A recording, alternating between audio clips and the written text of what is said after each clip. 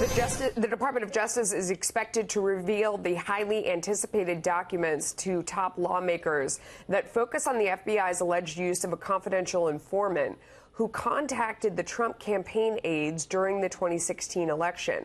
Speaker Paul Ryan responding to the DOJ offer earlier today, saying the documents won't be available until early next week. We received an oral briefing 2 weeks ago. But what we're asking for and what we require and we expect is the corroborating documents that back up that oral briefing. And last night they could have brought it to us today and they chose to do it next week. That doesn't help.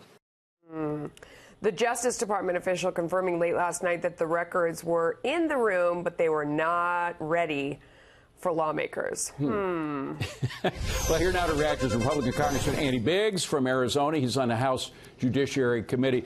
Congressman, I've got a background here, background note from a senior department official, because the Department of Justice claims that they've been forthcoming with all the stuff you guys in Congress have been asking for.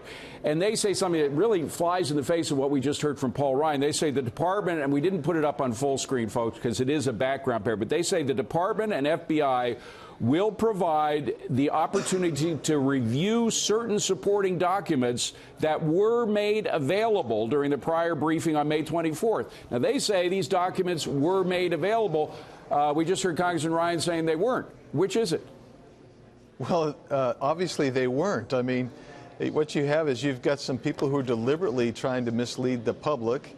It's no coincidence that they issue a press release in the middle of the night last night saying we're not going to give the documents to the House, and now they want more time to redact these documents. And I just find myself saying, how many deadlines can they miss? How many redactions do they get to make? I mean, it's outrageous. Well, and they also get to choose, of course, not only the redactions, but the documents. They say here, certain supporting documents. I'm sure you didn't ask for just certain support. You want as many as you can get, and they're limiting that search. But it bothers me that you have the head of the House, the head of the entire House, Paul Ryan, saying we didn't get the documents, and here's a Department of Justice official telling us that they did supply certain documents. Look, time for goodwill is mostly gone. I think we're going to have to issue specific sanctions on people who are defying Congress. We're going to have to issue the subpoenas and take them and run through the contempt process. And if necessary, we're going to have to go through some impeachment proceedings. By defying Congress the way they are, they're engaging in acts that are covering up crimes or misconduct on the part of high government officials. By the way, I can't let that one comment slide. You said impeachment proceedings against whom? Well, I think we'd go to the acting head, if you will, of DOJ, which is Rod Rosenstein. Why not? I mean, here's the guy, and he's slow-walking everything. They've got the IG report. How many weeks did they get to keep that and doctor that up? But, Congressman, you're suggesting that we impeach Rod Rosenstein?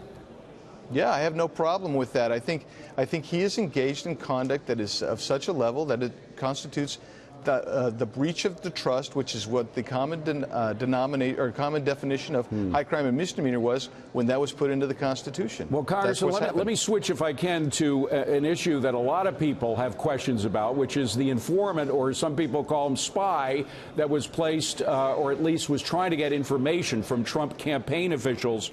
There are a lot of questions like why was he put there in the first place? Who put them in there in the first place?